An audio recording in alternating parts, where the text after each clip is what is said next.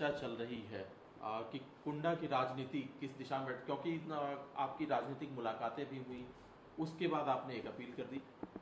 क्या रुख है? सब लोग यही जानना चाहते हैं कि राजा भैया का क्या रुख है।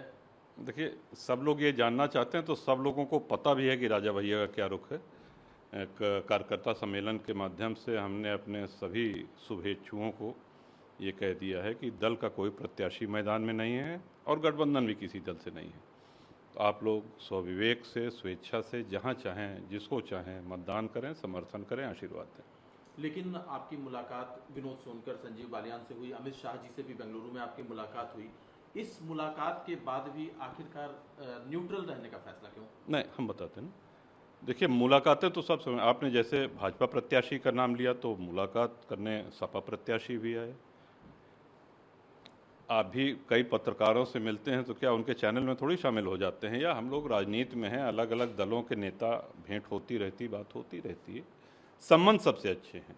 लेकिन जब तक दल का गठबंधन नहीं हुआ है तब तक एक दल का नेता दूसरे दल के मंच पे या कैसे जा सकता है ये?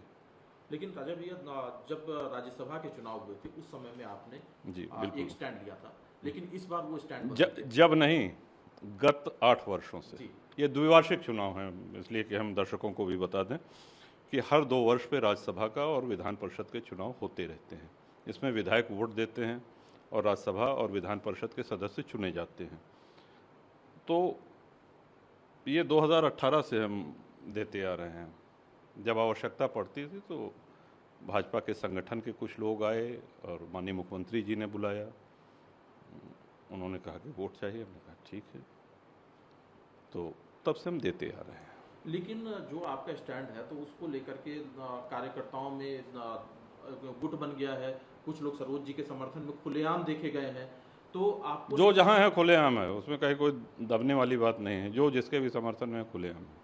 अच्छा भैया, जो आपका स्टैंड है, आप पिछले कुछ दिनों में जो बयानबाजी हुई, लगातार राजा भैया को ही देखिए, हाँ, हम एक चीज़ ये कहेंगे कि हमारे लिए ये मैटर करता है कि हमारे समर्थक, हमारे कार्यकर्ता वो प्रसन्न हैं जिनकी बदौलत हम हैं।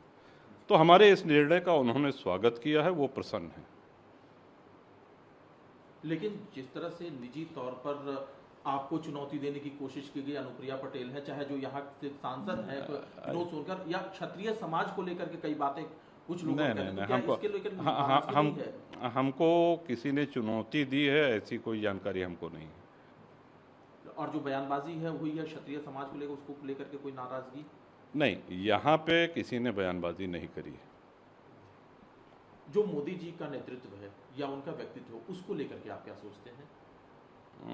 अद्भुत नेतृत्व है और भारत को बहुत आगे ले गए और बहुत से ऐसे निर्णय लिए उन्होंने जो अभूतपूर्व। ये कहा जा रहा है कि चूंकि जब कयास लगाए जाते हैं तो बहुत तरह के कयास मीडिया में भी लगाए जाते हैं। राम मंदिर का जब इनॉग्रेशन हो रहा था, प्राण प्रतिष्ठा हो रही थी, तो उस समय में ये कहा जा रहा था, आप चूंकि वहां दिखे तो ये लगा कि राजा भैया भारतीय जनता पार्टी के समर्थन में है। क्या फिर इस तरह की चीजें कैसे हो गई?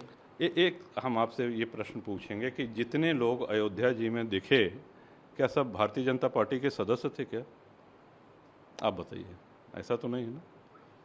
भगवान श्री राम में जिनकी आस्था है वो वहाँ पे थे और परम सौभाग्य कि उनको निमंत्रण प्राप्त हुआ। हमारे पिताजी को भी निमंत्रण प्राप्त हुआ, हमको भी मिला। वो आयु अधिक होने के कारण, स्वास्थ्य के कारण नहीं जा सके और हम गए, और ये हमारा अहोभाग्य है कि दर्शन प्राप्त हुआ। भैया, सिर्फ 2 सवाल और मेरे रहेंगे। एक सवाल मेरा ये है कि अखिलेश यादव के लोग खुल करके कह रहे हैं कि राजा भैया को हमारा समर्थन प्राप्त है, ये बार बार कह रहे हैं, वो खुले मंच से कह रहे हैं, तो इससे भी राजा भैया को समर्थन प्राप्त है? राजा भैया का समर्थन प्राप्त है। अच्छा जी, तो इससे भी एक सवाल उठ रहा है कि शायद राजा भैया उनको समर्थन दे रहे हैं। हमारे जितने भी समर्थक हैं सब स्वविवेक से जब हमने कह दिया तो जिसको चाहे उसको समर्थन दें, कहीं कम कहीं ज़्यादा हो सकते हैं, और बिल्कुल अगर कोई कहता है तो हमको कोई इसकी चिंता नहीं है। जी, एक अगर अपील करनी हो जी, क्योंकि, और ये जनरल अपील जी, समर्थकों को नहीं, एक जनरल अपील वोटिंग को लेकर के, तो राजा भैया क्या कहेंगे? चूंकि आपका प्रभाव सिर्फ कुंडा ही नहीं प्रतापगढ़, अमेठी, सुल्तानपुर। एक दल के नेता होने के नाते सबसे पहला दायित्व तो हमारा है कि अपने दल के पदाधिकारियों को, अपने शुभचिंतकों को वो प्रतापगढ़ और कौशाम्बी के अलावा प्रदेश में जहाँ भी संगठन है और प्रदेश के बाहर भी जहाँ चाहें स्वेच्छा से मतदान करें, क्योंकि पार्टी का कोई प्रत्याशी चुनाव मैदान में नहीं है और दल का किसी अन्य दल के साथ गठबंधन भी नहीं है। तो ये सीधा और सुस्पष्ट संदेश है, जिसको हम मंच से भी कह चुके हैं और कई माननीय पत्रकारों के माध्यम से भी कह चुके हैं। इस एक लाइन के संदेश के बाद मैं नहीं समझता कि इसकी बहुत मीमांसा करने की आवश्यकता है, इसकी बहुत समीक्षा करने की आवश्यकता है, और जिसको जहां मतदान करना हो करें।